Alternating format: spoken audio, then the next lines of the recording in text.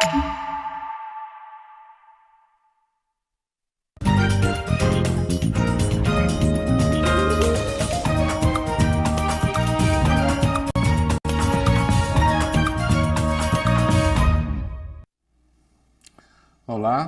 estamos dando início a mais um programa de debates Le Monde Diplomatique Brasil e dessa vez nós vamos tratar do tema o que está acontecendo com o nosso meio ambiente. Na verdade, na esteira de uma série de declarações, seja do presidente norte-americano, do presidente Trump, que não reconhece o aquecimento global, seja o atual governante do Brasil, que também não reconhece o aquecimento global, nós nos vemos em uma situação muito delicada, porque os cientistas dizem que o aquecimento global existe e tem consequências muito importantes. O Brasil tem sido, nos últimos anos, um país que tem demonstrado uma capacidade extraordinária de preservação do seu meio ambiente e de construção de mecanismos de regulação para isso, que estão sendo hoje desmontados. Para discutir esse desmonte e para discutir as consequências dele, nós convidamos duas pessoas especialistas na área, que fazem parte de instituições da sociedade civil, das mais prestigiadas nesse movimento em defesa do meio ambiente, que eu vou apresentar para vocês agora. Nós estamos aqui com a Malu Ribeiro, muito obrigado, Malu, por estar aqui. A Malu é jornalista, é especialista em recursos hídricos e direito ambiental, e é coordenadora da rede de águas do SOS Mata Atlântica. É também coordenadora da área de advocacy no SOS. Também contamos com a presença do Antônio Francisco Perrone Oviedo. Muito obrigado, Antônio, por estar aqui. O Antônio é pós-doutorado em Políticas Públicas e Gestão Ambiental pelo Centro de Desenvolvimento Sustentável da UNB, da Universidade de Brasília, onde ele também fez o doutorado. É mestre em Geografia, é graduado em Ciências Agrárias e coordena projetos de pesquisa voltados para pequenos agricultores e famílias rurais na Amazônia, programas e políticas de desenvolvimento, movimentos sociais e mudanças climáticas. O Antônio é um analista, um pesquisador do Instituto Socioambiental, outra dessas ONGs extraordinárias que vem tendo um trabalho fantástico na Amazônia e em outros lugares. Bom, tendo feito a apresentação para vocês de quem são os nossos convidados, eu queria começar procurando recuperar um pouco uma trajetória, né? O Brasil ia bem nesse sentido de instituir algum tipo de controle, de fiscalização que evitasse o desmatamento, principalmente da Amazônia, e que pudesse colocar limites também para essa voracidade do agronegócio? Ele ia bem? Vocês podem... Quem quer falar? Posso começar? Pode. Eu acho que sim, o Brasil ia bem. Veja que nós temos uma Constituição jovem, a Constituição Cidadã do Brasil, que é a Constituição de 88, ela traz um capítulo inteiro de meio ambiente. E mais do que isso, ela coloca o cidadão como protagonista, não como um ente passivo que espera que alguém faça alguma coisa por você, e reconhece várias ações importantes no direito ao meio ambiente equilibrado, saudável, reconhece o direito na tomada de decisão das populações, da participação da sociedade, da governança. Então, desde a Constituição de 88, os biomas brasileiros passam a ser reconhecidos como patrimônios, bens de interesse coletivo.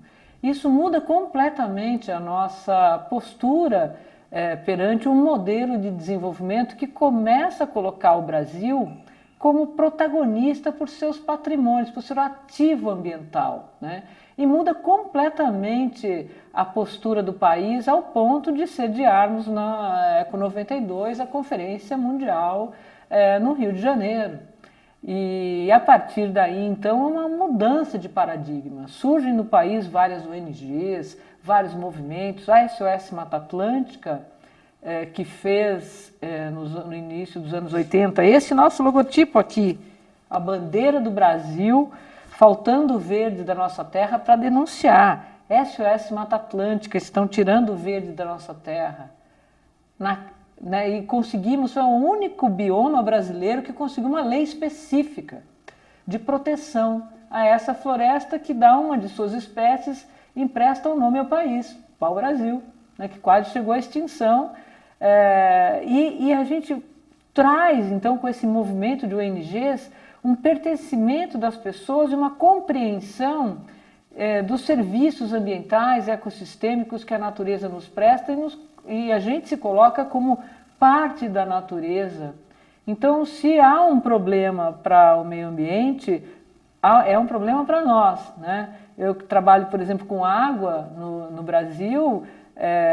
A nossa política pública, o modelo de governança com água é muito parecido com o modelo francês, mas ele preconiza a participação da sociedade na tomada de decisão.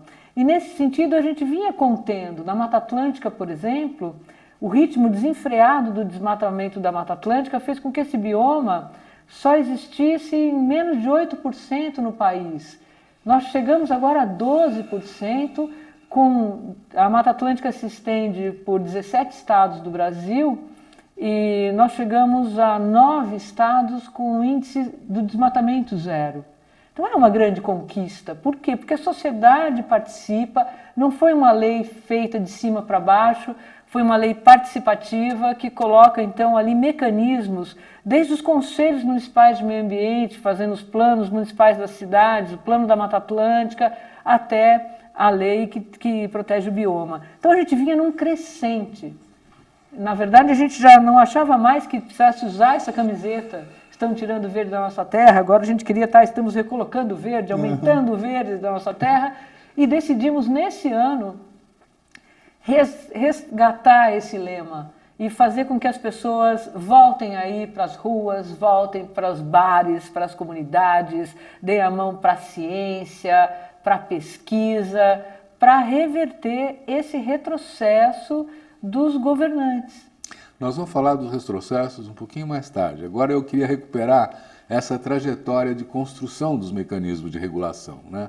Você quer também fazer um comentário? Eu acho que a Malu trouxe um histórico relevante, eu acho que vem desde a Constituição, início da década de 90, com o nosso Sistema Nacional de Meio Ambiente, protagonizando a Rio 92, onde a gente supera um antagonismo que estão querendo trazer de volta, que é essa dualidade entre desenvolvimento e conservação, que a gente resolveu isso em 92, né? E se eu pudesse trazer um exemplo de uma política, né, eu citaria o PPCDAM, o Plano de Controle e Combate ao Desmatamento da Amazônia. Hoje tem uma versão do PPCDAM para o Cerrado, que hoje é um ecossistema, um bioma muito ameaçado. Mas o PPCDAM era uma política de Estado, onde o Ministério do Meio Ambiente tinha um papel de articulação de uma dezena de ministérios para ações coordenadas na Amazônia, que se iniciou em 2004, na ocasião quando a Amazônia registravam taxas de desmatamento por volta de 27 mil quilômetros quadrados. Ao ano, uma quantidade muito grande. E esse plano começou, ele teve 4 fases, né? A primeira fase inicia em 2004, e ele atuava numa coordenação, como eu disse, de ministérios para fortalecer instrumentos de fiscalização, regularização fundiária, proteção de áreas protegidas, ampliação da quantidade em área, né, dessas unidades de conservação e terras indígenas, e também fomentar ações para o desenvolvimento sustentável das populações, dos produtores rurais que vivem na Amazônia. Mas mesmo assim, né? Você tem o garimpo clandestino, você tem a concessão de terras indígenas pelos próprios índios para a exploração da soja, coisas assim. Como é que é isso? Então, pode ou não pode? Acho que para concluir, essa política, para você ter uma ideia, de 2004 a 2012, o Brasil passou de 27 mil quilômetros quadrados para pouco mais de 4 mil quilômetros quadrados, uma redução de 83% do desmatamento. Numa época que o PIB nacional funcionou bem, né? Então a gente mostrou que é possível ter desenvolvimento econômico e social e ambiental ao mesmo tempo. Né? A partir de 2004, de 2012, as terceiras e quarta fase do PPCDAM já tiveram um apoio de orçamentário menor. E a gente começou a verificar um aumento das taxas de desmatamento, que batem hoje por volta de 7.900 km², e as estimativas é que esse ano a gente bata os 10.000 km² ou mais. Né? Então, assim, a gente protagonizou já uma política ambiental muito robusta no Brasil. O Brasil tinha um papel no cenário internacional. O Brasil foi o primeiro país que apresentou as metas de redução das emissões de carbono como contribuição nacional para o Acordo de Paris, metas robustas. Né? Então a gente estava num caminho muito interessante, né? E que agora traz um pouco essa reflexão em termos do meio ambiente. Que país que nós queremos para o futuro? Né? Para uma pessoa que não está tão familiarizada como vocês, e daí que desmatar, o que acontece? Quer dizer, o que nós estamos perdendo? Por que é proibido desmatar? Eu queria dar um exemplo que pega para todo mundo. Tá bom. Esteja em qual bioma você estiver, em qual cidade ou no campo que você estiver. Água. Se a gente desmatar, a gente afeta o ciclo hidrológico, muda o regime de chuvas, socializa, que o desmatamento ele vai concentrar renda na mão de um, mas você vai socializar o impacto desse desmatamento para todo o país. O Brasil vai perder água. A gente sentiu na pele em 2014, na região sul e sudeste, a crise hídrica. É fruto do aumento do desmatamento, dos impactos na floresta amazônica, no cerrado. Veja que o estado de Minas Gerais, por 5 anos consecutivos, foi o recordista do desmatamento da Mata Atlântica, tirando o momento dos graves crimes ambientais de Brumadinho, Mariana e tal, muito antes disso. Estava entrando na linha, aí você tem governantes sinalizando com flexibilização de legislação, perdão para multas, mudança do Código Florestal. O que o Código Florestal brasileiro faz, novo, né? Que já completa 7 anos? Diminui a faixa protetiva das áreas de proteção permanente, de preservação permanente, que é justamente o entorno de rios, a beira de rios, nascentes e encostas, áreas de segurança. Vem o quê? As tragédias anunciadas. E a população sabe o que é isso. O que são essas tragédias anunciadas? Vem um evento climático extremo, um temporal. As enchentes afetam as pessoas que foram morar ou fazer atividades econômicas na beira dos rios, nos fundos de vale, nas encostas, região serrana do Rio, Vale do Itajaí, tantas outras, né, que sofrem com essas tragédias anunciadas de eventos. Então, desmatar significa isso. Assorear mais rio, aridificar o solo, mudar o ciclo do clima, impactar a biodiversidade ao ponto do próprio agricultor, do agro, ter que alugar abelhas para polinizar suas plantações, porque põe tanto veneno, desmata tanto que a gente não tem mais abelha, que é o polinizador. Então isso é o resultado do impacto do meio ambiente. Antônio, diga aí também a sua impressão. O que acontece com o desmatamento? Recentemente, uma centena de pesquisadores lançaram um relatório da ONU dizendo que mais de 1 milhão de espécies no planeta estão ameaçadas de extinção. Então, 1 em cada 4 espécies hoje encontram-se ameaçadas de extinção. Então, desmatar uma região com um ativo ambiental como as florestas tropicais, sem conhecer essa diversidade, o potencial socioeconômico que tem, é, no mínimo, uma decisão um pouco equivocada. Né? E existem outros estudos também que definiram um termo dos rios voadores, que a floresta amazônica ela evapora uma quantidade de água tamanha que essas massas de umidade, quando se movimentam e encontram as cordilheiras dos Andes, elas fazem a curva e vão contribuir para chuvas da região centro-oeste, sul, sudeste. Então, grande parte da produção agrícola do Brasil, ela depende, né, da saúde das florestas. Então, recentemente também um pesquisador muito conhecido no Brasil, Carlos Nobre, publicou um artigo que ele chama atenção para o ponto de não retorno da floresta. Que ele diz que quando a floresta amazônica atingir um desmatamento entre 20% a 25%, aquilo vai alterar os processos biogeoquímicos, né, de precipitação, de temperatura, de microclima da floresta, que ela vai começar a secar, né, começar a ter uma característica mais de uma savana, de um cerrado, né, uma floresta mais aberta, mais seca, com maior probabilidade a incêndios, né, e que isso no futuro vai transformar, né, a biodiversidade dessa floresta. E quanto tempo? Isso é para daqui a 200 anos? Para quanto tempo? Hoje o desmatamento da Amazônia está 18,6. Né? Essa teoria ela já vem ocorrendo há mais de 10 anos do ponto de não retorno. Alguns artigos mencionam um valor entre 30%. Agora é o artigo do Carlos Nobre entre 20% a 25%. A gente não tem uma precisão exata dessa porcentagem, mas a gente está muito próximo desse desvio padrão, né? E a floresta tem dado esses sinais. Eu trabalho há 20 anos com pescadores na floresta e eles dizem que desde 2005 o clima mudou muito na floresta. Eles costumavam registrar grandes cheias e secas de 10 em 10 anos. Agora é todo ano. Todo ano é uma grande cheia, todo ano é uma grande seca. Né? Eles já estão percebendo, né, os sinais da natureza. Na Mata Atlântica a gente quase chegou à extinção da Mata Atlântica, né?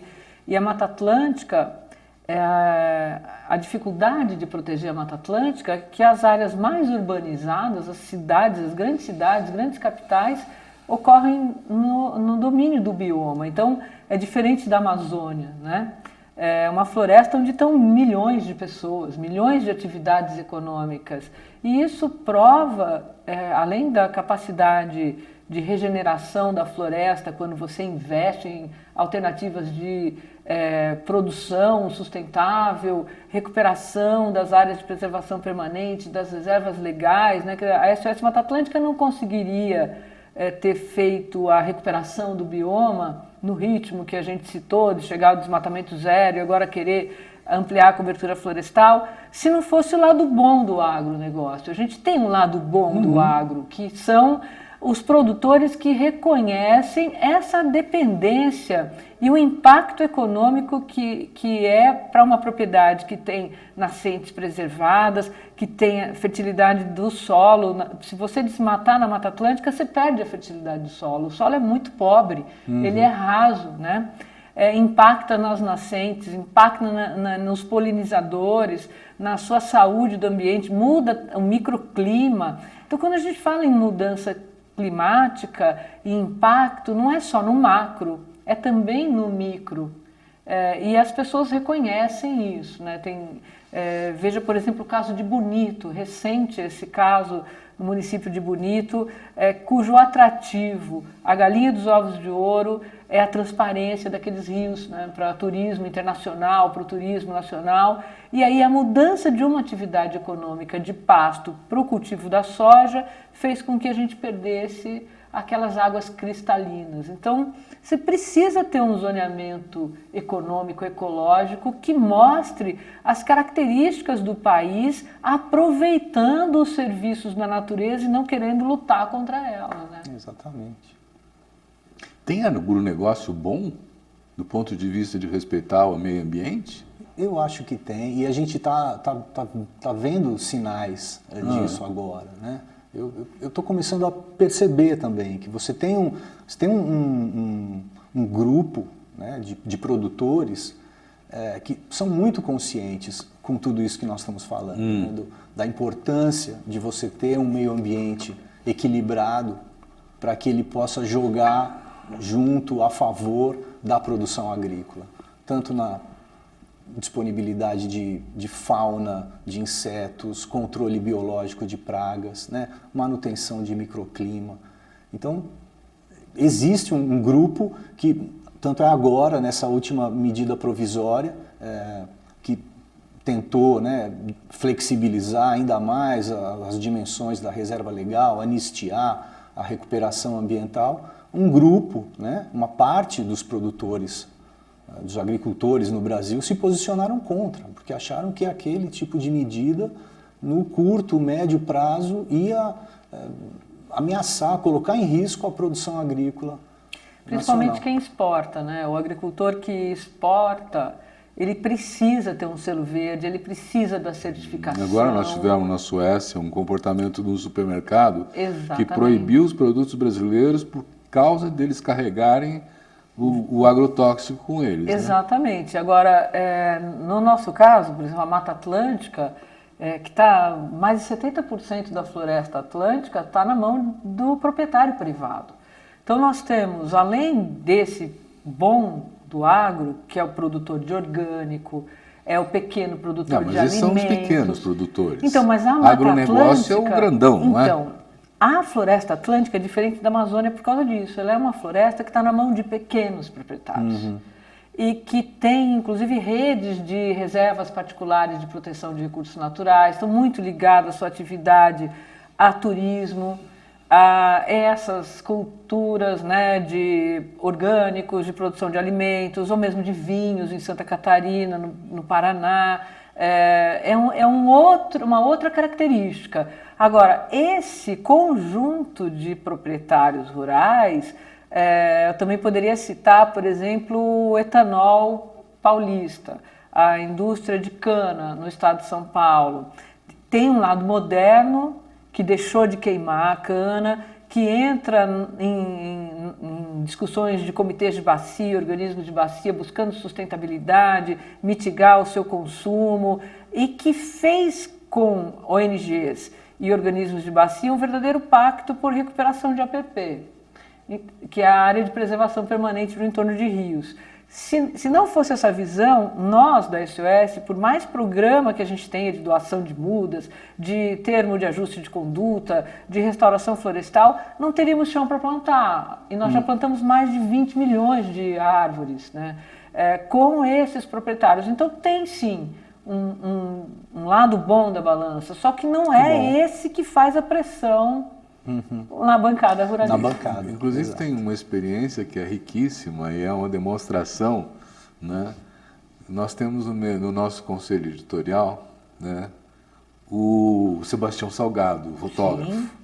que transformou a fazendinha da família dele Na bacia do Rio Doce. numa maravilhosa recuperação, né? É uma foto antes e depois incrível. fantástico. É incrível. E numa região que foi muito impactada pelo desmatamento da Mata Quer Atlântica. dizer, é possível recuperar. É possível. É possível trazer de novo a água limpa Sim. para todo mundo. Agora, eu acho que como você tinha falado, o que fez se então é possível? Se a mata em pé vale mais que a mata derrubada, se ela é um ativo econômico, por que o país sinaliza na contramão? O que levou esse movimento mundial aí de governantes de extrema-direita a negarem esse modelo? Essa é a discussão que a gente tem que colocar para a sociedade, porque quando você tira a ciência e a educação do legislativo, o Código Florestal de Meio Ambiente da década de 60 era um código científico, técnico, baseado na ciência. O novo Código Florestal foi um código feito na força, entre poderes antagônicos, meio ambiente versus predação, né? O que aconteceu? Foi judicializado, até agora não contentou nem um lado nem o outro. É uma lei que a gente costuma dizer aqui no Brasil que tem lei que pega e lei que não pega. Essa é uma lei que não pegou. O que seria o bom, que seria a questão fundiária, que é o cadastro ambiental rural, o plano de recuperação ambiental, está aí querendo ser protelado, empurrado, rasgado, ou seja, acaba-se com a lei que eles mesmos fizeram. Nós vamos tratar disso já. Mas eu queria perguntar para o Antônio. Antônio, quais são as instituições que o Estado criou para regular o meio ambiente, para tomar conta, né, e da preservação, do cuidado com a nossa natureza, com os nossos recursos naturais? Então, acho que, em primeira instância, o Ministério do Meio Ambiente, que tinha, como eu mencionei anteriormente, uma secretaria de articulação institucional e cidadania, que tinha também o papel de fazer a articulação, colocar a agenda ambiental nas pastas dos outros ministérios, como dialogar com a sociedade civil organizada, né? Então, em primeira instância, é o Ministério do Meio Ambiente, com o IBAMA e o ICMBio, né? E todo o marco regulatório que foi construído nesses últimos 40 anos. O CONAMA, né? O CONAMA, Nacional do Meio exatamente. Ambiente, Conselho esfacelado, Nacional do Meio Ambiente. Conselho Nacional do Meio Ambiente. Que tinha participação da sociedade civil também, essas Sim, coisas. e né? está sendo desmontado Sim, agora, destruído, De como vários outros conselhos. 93 assentos, foi reduzido a 23. Né, De quê? Os assentos, os membros que compõem o CONAMA, sei. teve uma redução de 76% de participação. A sociedade civil também teve uma diminuição de 18%. Alguns ministérios importantes que faziam parte, como o da saúde, ficam fora do debate, né? Então, mudou-se um pouco o procedimento, a estrutura de uma instância que definiu, né, regulamentou muita norma importante no Brasil, como, por exemplo, todo o licenciamento ambiental começou a partir das normativas do CONAMA. Então, eu acho que a gente podia passar para a ideia do que está acontecendo agora, o que esse ministério está fazendo agora, porque a proposta original do governo Bolsonaro era nem ter Ministério do Meio Ambiente, mas as pressões levaram ele a manter, né? O que está sendo desmontado? Tem alguma coisa assim? Por exemplo, eu soube que dos 27 estados, 25 IBAMAs estaduais tiveram seus superintendentes afastados. E nem tem um superintendente novo para botar no lugar, né? Como é que está essa história? Olha, talvez se tivesse sido fechado, fosse menos explícito o desmonte que a gente vem assistindo até agora. Quando 8 ministros, ex-ministros de meio ambiente, assinam uma carta pública mostrando os impactos da desvalorização do Ministério, o último a ser designado pelo presidente da República, o menor orçamento, já acena que esse Ministério não vai fazer nada, né? Quando ele desmonta o Conselho, que é o órgão máximo da política do Sistema Nacional do Meio Ambiente, que é o CONAMA, esse Conselho Nacional do Meio Ambiente, tirando a participação da sociedade, dos estados, dos municípios, dos entes federativos, não foi só a sociedade, ele quebra o pacto federativo de uma política pública no Brasil que é diferente da legislação ambiental da Comunidade Europeia ou dos Estados Unidos, que os estados são autônomos. Aqui não. Aqui, para funcionar a Lei de Crimes Ambientais, o Sistema Nacional do Meio Ambiente, a Política Nacional de Unidade de Conservação, que é o Sistema Nacional de Unidade de Conservação às Áreas Protegidas, o gerenciamento costeiro, você precisa que os entes federados, município, estado e União, trabalhem juntos. E neles também vem a sociedade civil, as comunidades tradicionais, os índios, as minorias, os quilombos. Essas comunidades, minorias, têm voz ativa, a nossa Constituição preconiza isso. E o que esse desmonte faz é implodir todas essas políticas. E o que é pior, que eu acho que você pode comentar mais do que eu, quando um governante sinaliza que, olha, eu fui multado porque fui cometer um crime ambiental e agora eu vou acabar com isso daí, como diz o nosso presidente da República, e vou, numa canetada, acabar com uma área protegida e demite o funcionário que tem fé pública que o autuou, isso é uma sinalização para a sociedade que o crime compensa. Essa é a maior implosão.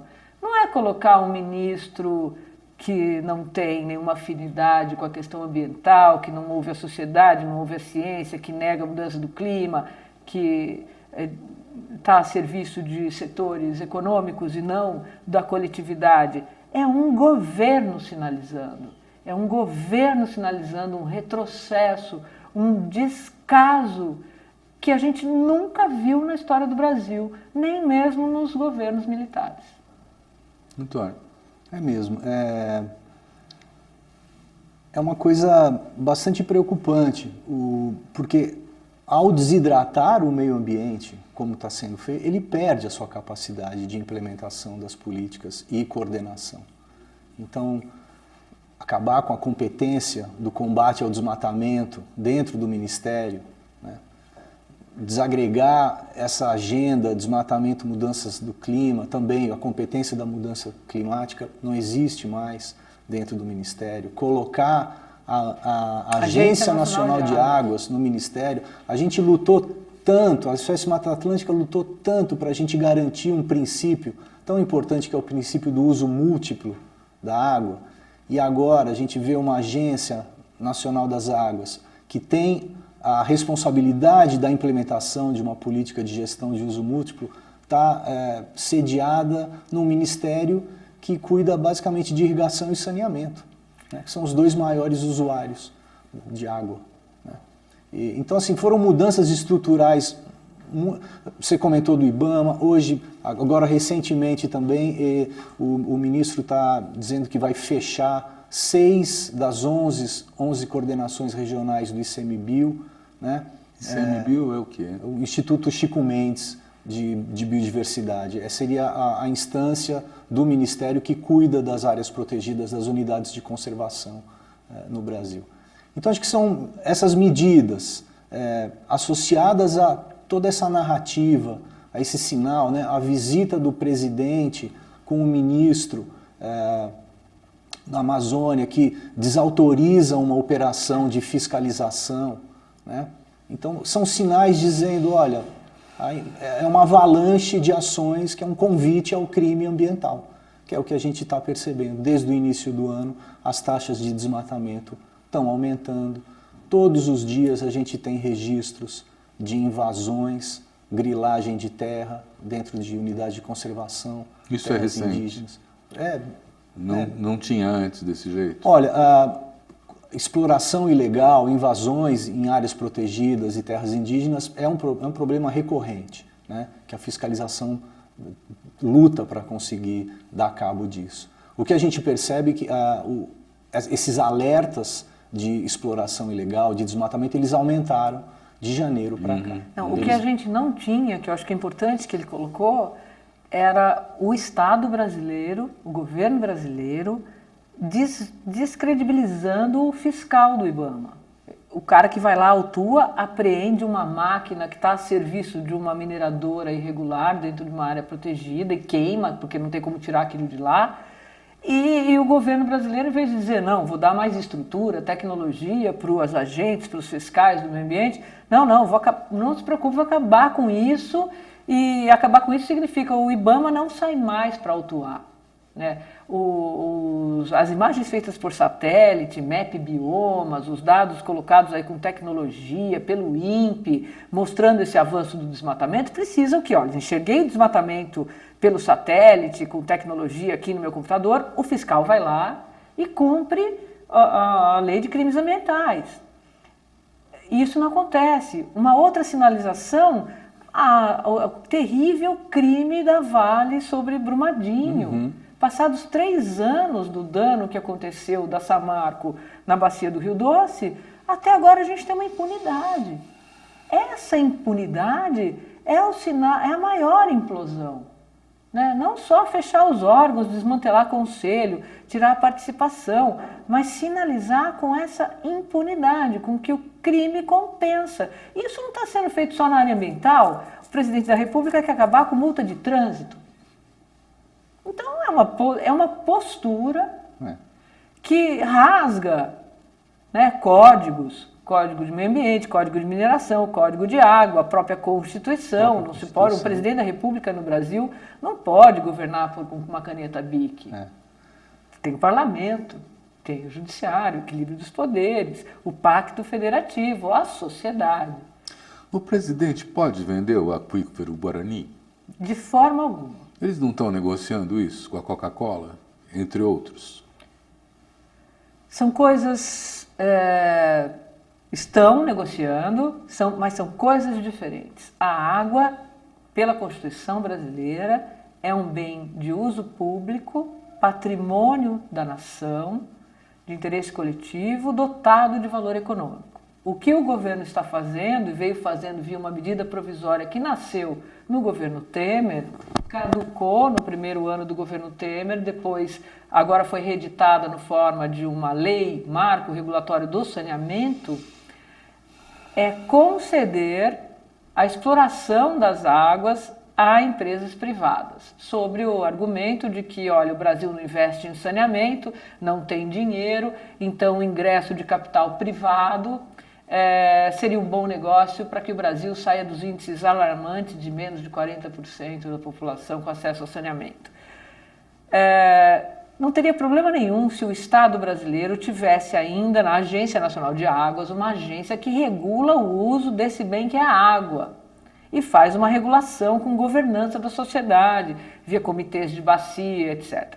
Agora, quando ele coloca, como a gente diz lá no interior, a raposa para tomar conta dos ovos no galinheiro, que é a iniciativa privada, privatiza o setor e tira a sociedade dessa discussão, coloca na Agência Nacional de Águas, deixa de ser de água para ser uma agência reguladora também de serviços, mistura as coisas, mistura os conceitos, e esse é o risco. Agora, independente desses atos administrativos, tem a Constituição brasileira que trata, aqui no Brasil, a nossa Constituição não permite privatizar a água.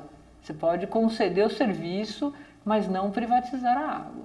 Isso não é um truque, Antônio? Porque, na verdade, se você concede o serviço, ele administra o bem e cobra para isso, né? Então, pode? Acho que tem um passo anterior, né? Que acho que o aquífero Guarani é uma coisa da dimensão da floresta amazônica, né? Que a gente precisaria ter políticas de Estado que pudessem olhar para a capacidade de carga e suporte. E não é só do Brasil. Não é só do Brasil, exato, é transfronteiriço, como a floresta tropical, né? Então acho que a gente tem que dar esse passo atrás e olhar, ter uma visão, né, mais planejada, mais sinótica desse espaço, do que já partir para o particular, né, para o licenciamento dessas pequenas áreas. Eu acho isso muito preocupante, né, você não ter uma visão, um plano integrado para uma visão maior, né, de todo esse patrimônio que se detém no Brasil. Olha, e tem ameaças mais graves, porque conceder a água, a outorga da água do aquífero Guarani para multinacionais privadas que vão transformar essa água numa commodity, né, vai envasar, comercializar, etc. Isso cria uma exclusão hídrica, sem dúvida nenhuma, mas se tiver uma regulação boa... O que é uma exclusão hídrica? Não garantir o acesso, que é direito humano, à água limpa, sem preço, né? Que é o que preconiza hoje a ONU, e o Brasil teve muita resistência em aceitar o reconhecimento de que o acesso à água limpa é um direito humano, né? Então, quando você privatiza, você coloca mercado, né, a relação de mercado, ela visa lucro, evidentemente. Como é que fica para assistir essas pessoas que estão na ponta, os pequenos municípios, os pequenos proprietários, comunidade rural, etc. Mas uma ameaça maior ao aquífero Guarani, que você coloca, é, por exemplo, a exploração de gás de xisto, que fica, no Brasil ficaria no oeste do Paraná e no oeste paulista, né, no norte do Paraná e no oeste paulista, que é justamente a área de afloramento do aquífero Guarani, e que traz uma contaminação terrível, porque esse é uma exploração de gás que fraciona a rocha com água. Já está ocorrendo essa exploração? Eles estão tentando. O Brasil teve uma moratória de 5 anos concedida pelo Congresso Nacional e Ministério do Meio Ambiente, já venceu o ano passado essa moratória, e agora então essas empresas estão pedindo licenciamento para a exploração de gás de xisto nessa região do aquífero. E está tramitando também no Congresso Nacional sobre a relatoria agora do deputado Kim Kataguiri, que é um fenômeno aí, né, da internet, jovem, etc. Ele é o relator do marco legal, da Lei Geral do Licenciamento Ambiental no Brasil. Então é um momento extremamente perigoso. Quando você olha para um instrumento de planejamento, como o licenciamento ambiental, como um carimbaço, né? A gente corre grande risco de permitir esse tipo de coisa sobre um aquífero que não é só do Brasil, e que, né, precisa ser protegido. Vamos voltar para o tema do saneamento que vocês abordaram, que eu acho da maior importância. Teve uma lei agora que foi aprovada no Congresso. Só na Comissão de Meio Ambiente do Senado. Ainda não foi aprovada como lei. Ainda não.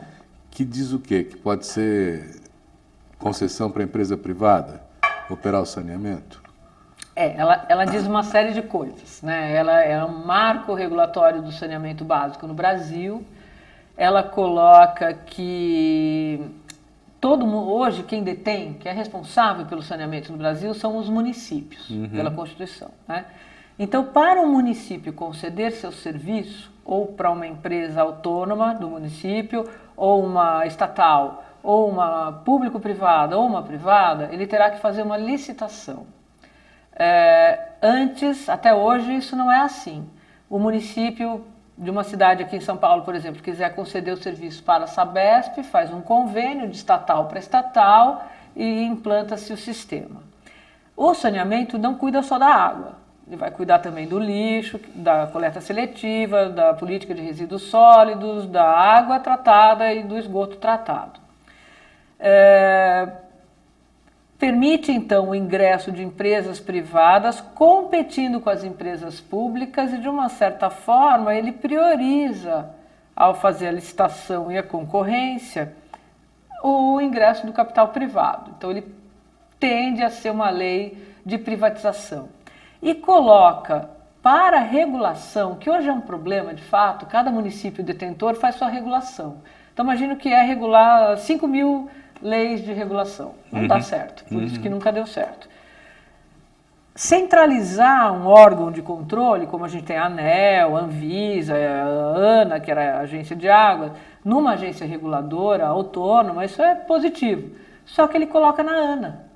Então cria um conflito, que é aquela entidade que regula, outorga a concessão do uso da água e emissão de poluentes, vai ser ela mesma que vai controlar o serviço de saneamento, que era um dos usuários. Então, ela tem um conflito aí que já vai caber várias judicializações. Deixa eu perguntar para o Antônio. Antônio, como é que se avalia essas implicações da possibilidade de privatizar o serviço de saneamento? Olha, a água, como a gente estava comentando, ela é um bem de uso comum, né? E uma característica de um recurso comum é o princípio da exclusão. Então, quando eu consumir uma unidade desse recurso, eu estou excluindo a possibilidade de outra pessoa consumir isso, que é um pouco a lógica do que a gente chama da tragédia coletiva. Todo mundo sai correndo em direção ao máximo individual e o resultado é a tragédia coletiva. Um pescador, ele fica ali olhando o rio e fala assim, de quem é esse peixe? Não é meu, não é de ninguém, deixa eu pegar logo antes que alguém pesque. Então, acho que essa racionalidade individualista, que é um pouco que move, né, os modelos e as políticas, ela é muito danosa para esse tipo de recurso natural, os recursos comuns, que é um pouco o que eu estava propondo. A gente precisa ter um olhar, talvez um pouco mais de planejamento, de zoneamento, de compreensão desse recurso, para que a gente possa definir quais são as melhores políticas, o conjunto de medidas que poderiam ser implementadas. Então, aí sim, fazer as decisões por privatização ou pelo uso público, etc. Eu vou colocar uma outra questão para você. Em Paris, nos anos 70, começo dos 80, a água foi privatizada. Tinha duas grandes empresas francesas, multinacionais, gestoras desses recursos de água e tal, e o governo privatizou o lado esquerdo do Sena para uma e o lado direito do Sena para outra. Passaram-se 10, 15 anos, né? E há 10 anos atrás, está fazendo mais ou menos isso, Paris retomou, quer dizer, a Câmara de Vereadores de lá, vamos chamar assim, né, decidiu retomar a gestão pública da água, dizendo assim, a gestão pública de um bem comum é incompatível com a lógica da empresa privada. Então nós estamos retomando a gestão da água para defender o interesse público. Nós estamos indo no sentido contrário aqui? Sim. É o que parece. Que implicações isso tem? se a gente olhar para uma escala de uma bacia hidrográfica, né, vamos imaginar cada um cuidando do seu pedacinho com a sua lógica, a sua racionalidade individualista, né? Não pensando no vizinho que está para cima ou para baixo desse curso d'água, né? De quando eu ligo a torneira, de onde vem essa água, para onde ela está indo. Se a gente não tem esse pensamento coletivo, né? Essa ação coletiva, o resultado é o colapso dos recursos naturais, porque o John Nash, aquele economista, já disse isso, né, que os ganhos individuais eles precisam ser menores, né, do que os ganhos coletivos. Se a gente quiser trabalhar no coletivo, eu não posso, né, funcionar no meu máximo, eu vou ter que baixar minha bola para que o outro também tenha o direito, o vizinho e o outro, e assim a comunidade esteja num equilíbrio. Vou dar um exemplo de municípios brasileiros que privatizaram e reestatizaram. Itu é uma cidade aqui do interior paulista, é uma estância turística com 150 mil habitantes, creio hoje, que passou por uma crise hídrica terrível em 2014, muito maior do que nas outras cidades do seu entorno e região. E nesse município tem cervejarias, indústrias que consomem um grande volume de água, que não ficaram sem água. E por que a cidade entrou em colapso ao ponto das pessoas irem roubar caminhão-pipa na rua, colocar fogo em caçamba de resíduo para prender o cara do caminhão de água, para o bombeiro ir e aí roubar a água do bombeiro? Foi um caos, numa cidade pequena, pacata do interior paulista. Porque a prefeitura sucateou o serviço de água, que era autônomo, para privatizar, privatizou, quando privatizou entrou em colapso, a sociedade se revoltou. E não era uma crise do clima e etc., era uma crise de gestão. De gestão. E agora voltou a se municipalizar, não choveu mais, nem menos do que naquele período. A temperatura média no interior do estado subiu 4 graus, ou seja, o consumo de água aumentou. As pessoas desacreditaram no serviço público, construíram cisternas, se solidarizaram, mudaram comportamento, fizeram outras alternativas para depender menos do serviço público, não acreditam na qualidade da água tratada pelo poder público, o que é muito grave, porque daí vai lá e compra, quem tem dinheiro compra água envasada naqueles galões, e ela pode ser mais contaminada pelo próprio manuseio inadequado, ou pelo plástico, no calor e etc. E deu nisso. Quer dizer, então agora está voltando a fazer um serviço público com um conselho, plano municipal e etc. Já deu para entender que não funcionou. Agora, a gente tem, por exemplo, a Sabesp, que tem parte de capital privado hoje, ações na Bolsa de Nova York, capacidade de investimento é diferente. O Estado não perdeu a gestão, a governança, e ela ingressou capital privado sem perder esse controle público. Essa talvez possa ser uma opção. O que não dá para fazer é o que fez o ex-presidente Temer com a Companhia do Rio de Janeiro, por exemplo. O socorro ao endividamento, a quebra financeira do Estado do Rio de Janeiro foi condicionado à privatização da Companhia de Saneamento. E isso está embutido também hoje nas ações do governo. E aí não tem nenhuma lógica científica, nenhuma né? Lógica. Nem técnica. Vamos passar o filé mignon para a empresa privada. Exatamente. Né? E aí você coloca uma questão que é muito grave. A empresa privada ela vai ter interesse no filé mignon. Que empresa privada não gostaria de pegar uma Sabesp? Agora, quem quer pegar uma cidadezinha do Vale do Jequitinhonha? Não vai dar lucro nenhum. Então, uma das emendas que o Senado está fazendo a essa medida provisória que caducou e que é o marco regulatório, é que a empresa que assumir, por exemplo, a região metropolitana de São Paulo, não poderia escolher só São Paulo e deixar de lado Pirapora do Bom Jesus. Teria que assumir a região metropolitana, um consórcio de municípios. Cai numa outra lógica. Mas tudo isso só funciona se tiver uma boa regulação. Sem regulação, você vai ter uma ilegalidade, eu acredito. Né? Regulação não é só ter a lei, né? É aplicar a lei e cobrar a multa de quem não faz, botar na cadeia quem transgrediu. E ter transparência. Regulação só funciona se gestão... for feito pelo consumidor. Uma regulação, por exemplo, serviço de telefonia, que só protege as empresas de telefonia, não adianta para o consumidor. Regulação é ter o consumidor. É uma gestão participativa, né? Acho que é isso. Uma palavra que não está sendo muito... Vou trazer para vocês uma problemática que normalmente não é associada com a questão do meio ambiente. Porque a gente pensa floresta, a gente pensa natureza, mas nós temos cidades enormes no Brasil, né? E houve um estudo, inclusive, de uns especialistas do IPT, alguns anos atrás, para fazer um artigo para o nosso jornal, em que eles calcularam o índice pluviométrico de São Paulo, quanta chuva cai na cidade, né? E fazendo esse cálculo, e fazendo o cálculo da superfície dos telhados que tem aqui, eles disseram assim, se nós tivéssemos um método de captar essa água da chuva que escorre dos telhados, não precisava de mais água para abastecer São Paulo. Imagina. Uau. Né? A gente tem alguns problemas aí, que é aquilo que ele falou.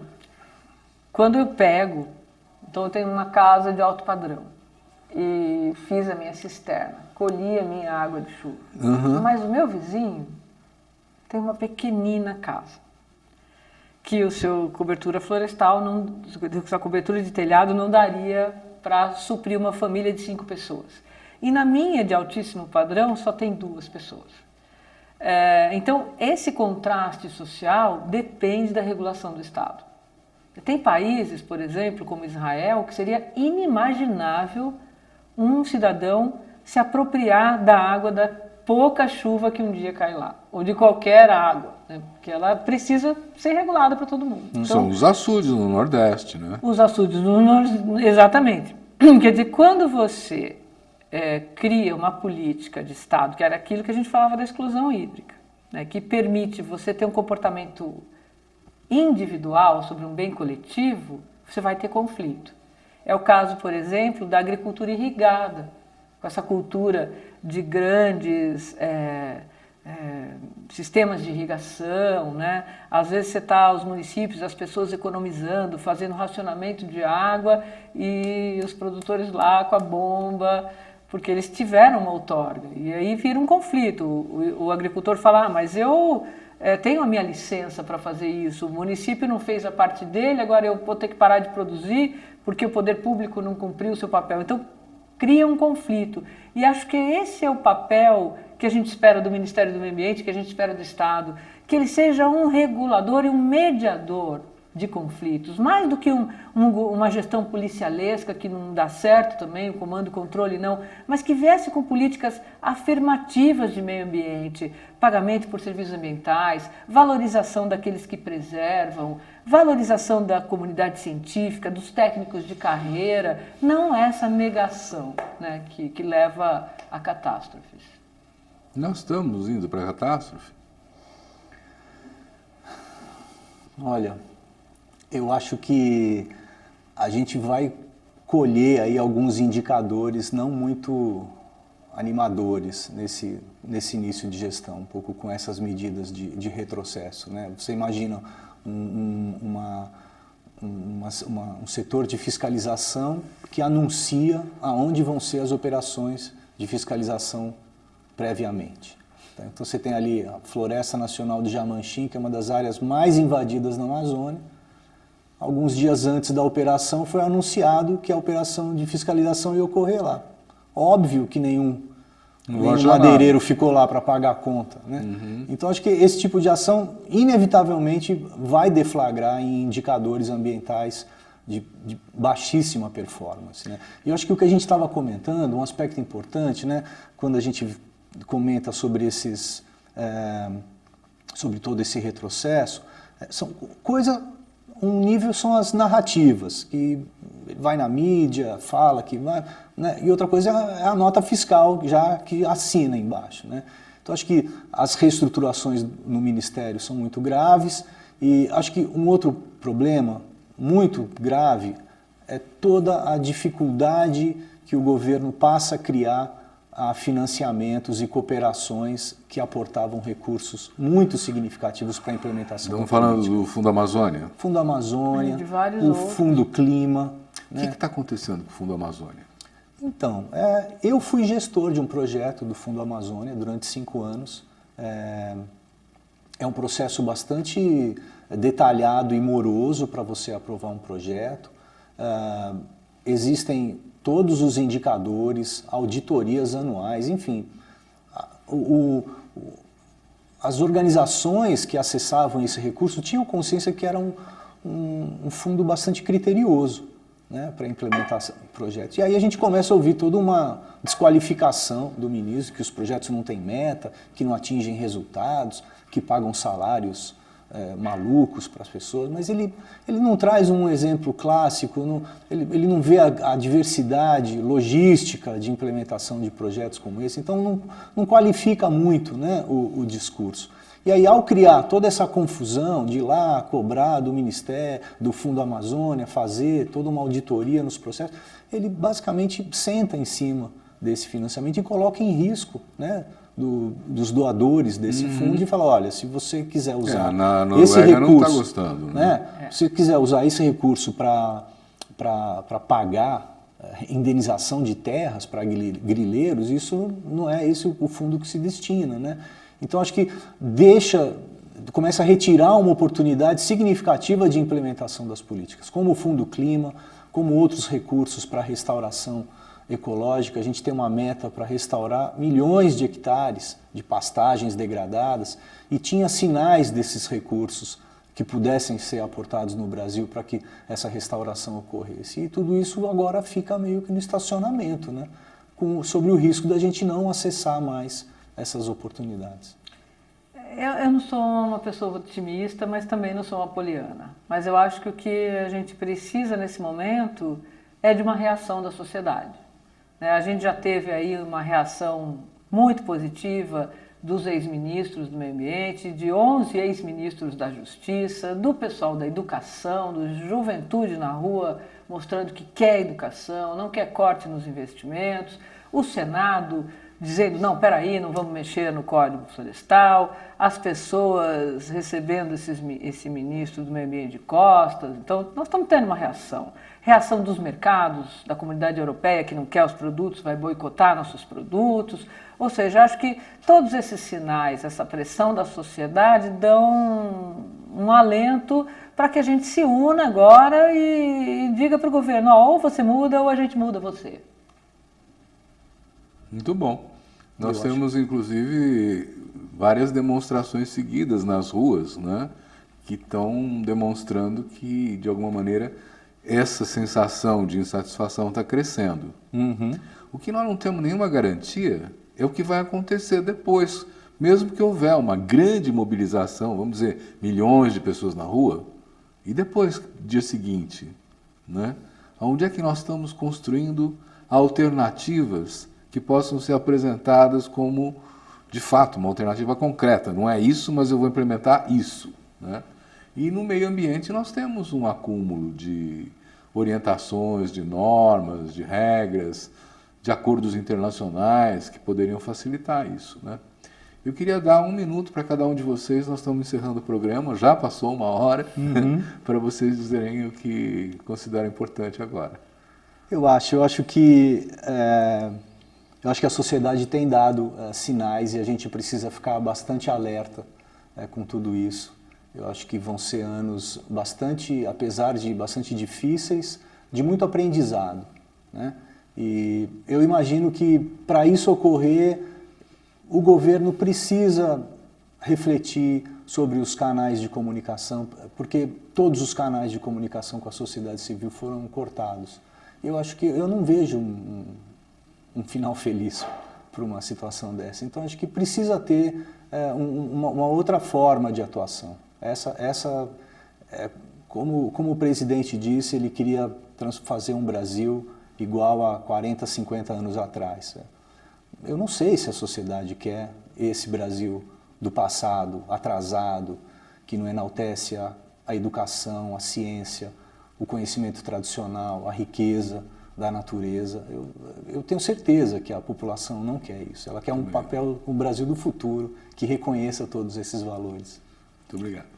Um minutinho. Ana. É por aí. Eu acho que o Brasil é um país mega diverso. É um país que tem um grande ativo nos nossos recursos naturais. Tem tudo para caminhar para o desenvolvimento. E desenvolvimento não existe com exclusão social, não existe sem equilíbrio ambiental. Nós podemos recolocar o Brasil no rumo de um desenvolvimento para todos, com qualidade de vida e justiça e ética para todos. Muito obrigado. Quero agradecer muito a contribuição de vocês dois, agradecer a você que nos acompanhou durante esse debate e dizer que proximamente teremos mais. Muito obrigado.